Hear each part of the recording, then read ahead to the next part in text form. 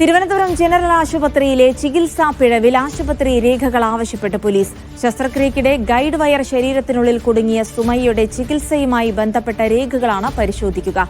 General ആശുപത്രി, Sree Chitra, RCC എന്നിവിടങ്ങളിൽ സുമയ്യ നടത്തിയ ചികിത്സയുടെ രേഖകൾ പോലീസ് പരിശോധിക്കും. ചികിത്സാ പിഴവ് സംബന്ധിച്ച് പഠനം നടത്തുന്ന വിദഗ്ധ സമിതിയുടെ റിപ്പോർട്ട് വൈകും. സുമയ്യയുടെ ചികിത്സാ സംബന്ധമായ എല്ലാ രേഖകളും പരിശോധിച്ചാൽ മാത്രമേ കൃത്യമായ നിഗമനത്തിലെത്താൻ കഴിയൂ എന്നാണ് വിദഗ്ധ സമിതിയുടെ വിലയിരുത്തൽ. ഷിജോ കുര്യൻ വിവരങ്ങൾ നൽകും. ഷിജോ, ആദ്യം വിദഗ്ധ സമിതി റിപ്പോർട്ടുകളൊക്കെ പരിശോധിക്കേണ്ടതുണ്ട്. അതിന് മെഡിക്കൽ കോളേജും ശ്രീചിത്രയും RCCയും എല്ലാ റിപ്പോർട്ടുകളുമൊക്കെ നൽകേണ്ടതുണ്ട്. സ്വാഭാവികമായിട്ടും ഇത് പരിശോധിച്ച ശേഷമായിരിക്കും ഇതിന്മേലുള്ള തുടർ നടപടി പോലീസിന് സ്വീകരിക്കാൻ കഴിയുക.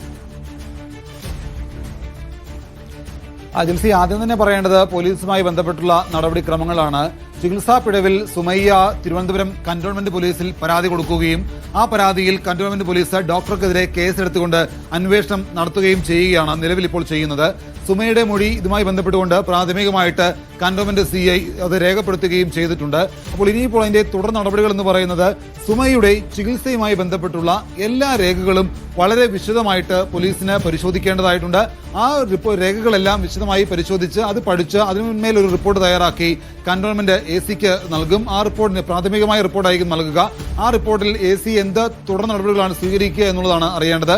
ഒരുപക്ഷെ DYSPയുടെ തലത്തിലുള്ള ഉദ്യോഗസ്ഥന് ഈ കേസ് അന്വേഷിക്കാൻ വേണ്ടിയുള്ള ഒരു നിർദ്ദേശം AC നൽകാനുള്ള സാധ്യത കൂടി ഈ ഒരു ഘട്ടത്തിൽ കാണുന്നുണ്ട്. അതുമായി ബന്ധപ്പെട്ടുകൊണ്ട് തിരുവനന്തപുരം ജനറൽ ആശുപത്രിയിൽ സുമയ്യ ചികിത്സ തേടിയതിന്റെയും ശസ്ത്രക്രിയ നടത്തിയതിന്റെയും രേഖകൾ, അതുപോലെ തിരുവനന്തപുരം RCCയിൽ ചികിത്സിച്ചതിന്റെ രേഖകൾ, ശ്രീചിത്രയിൽ ചികിത്സിച്ചതിന്റെ രേഖകൾ, ഈ മുഴുവൻ രേഖകളും വേണമെന്നാവശ്യപ്പെട്ടുകൊണ്ട് തിരുവനന്തപുരം കന്റോൺമെന്റ് പോലീസ് അതാത് ആശുപത്രികൾക്ക് നോട്ടീസ് നൽകിയിട്ടുണ്ട്. ആ നോട്ടീസ് പ്രകാരം ആശുപത്രികൾ ഈ ചികിത്സാ രേഖകളെല്ലാം പോലീസിന് നൽകേണ്ടതായിട്ടുണ്ട്. ആ രേഖകൾ ലഭിക്കുന്ന മുറയ്ക്കായിരിക്കും മറ്റ് തുടർ നടപടികളിലേക്ക് പോലീസ് കടക്കുക.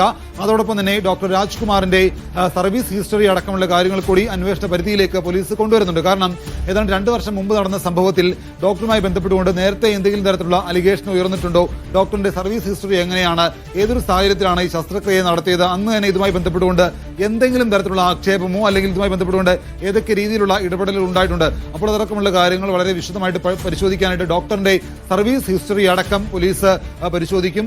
അതിനുശേഷം ഒരു പ്രാഥമിക റിപ്പോർട്ടായിരിക്കും പോലീസ് നൽകുക. ആ പ്രാഥമിക റിപ്പോർട്ട് AC-ക്ക് നൽകിയതിനു ശേഷം AC ആയിരിക്കും മറ്റ് തുടർ നടപടികൾ സംബന്ധിച്ചുള്ള ഒരു തീരുമാനം കൈക്കൊള്ളുക. മറ്റൊരു കാര്യം എന്ന് പറയുന്നത് ഇതുമായി ബന്ധപ്പെട്ടുകൊണ്ട് ആരോഗ്യവകുപ്പ് നിയോഗിച്ച വിദഗ്ധ സമിതിയുടെ അന്വേഷണം ഇപ്പോൾ നടന്നു വരികയാണ്. ആരോഗ്യവകുപ്പ് നിയോഗിച്ച വിദഗ്ധ സമിതിയുടെ പ്രാഥമികമായിട്ടുള്ള റിപ്പോർട്ട് തയ്യാറാക്കിയിട്ടുണ്ട് എങ്കിൽ പോലും അത് ആരോഗ്യവകുപ്പ് ഡയറക്ടർക്കോ ആരോഗ്യമന്ത്രിയുടെ അഡീഷണൽ ചീഫ് സെക്രട്ടറിക്കോ നൽകിയിട്ടില്ല. കാരണം ആ റിപ്പോർട്ടിലെ പല കാര്യങ്ങളും അവ്യക്തമാണ്.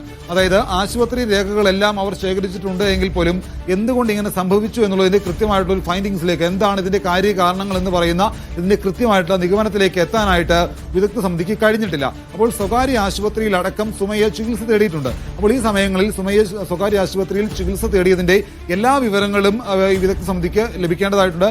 അതുകൂടി ഉൾപ്പെടുത്തിയാൽ മാത്രമേ ഇതിന്റെ കാര്യകാരണങ്ങളിലേക്ക് കൃത്യമായിട്ട് ഈ വിദഗ്ധ സമിതിക്ക് കണ്ടെത്താൻ കഴിയുകയുള്ളൂ. അതുകൂടി അവിടെ കൂടി കടന്നു ചെന്നുകൊണ്ട് ആ കാര്യങ്ങൾ കൂടി ഉൾപ്പെടുത്തിയുള്ള ഒരു റിപ്പോർട്ട് തയ്യാറാക്കാൻ വേണ്ടിയിട്ടാണ് വിദഗ്ധ സമിതി ആലോചിക്കുന്നത്. അപ്പോൾ അതിനുകൂടി കുറച്ചുകൂടി സമയമെടുക്കും. ആ റിപ്പോർട്ട് കൂടി ഉൾപ്പെടുത്തി ആ കാര്യങ്ങൾ കൂടി ഉൾപ്പെടുത്തിയുള്ള റിപ്പോർട്ടായിരിക്കും ആരോഗ്യ വകുപ്പിന് വിദഗ്ധ സമിതി നൽകുക.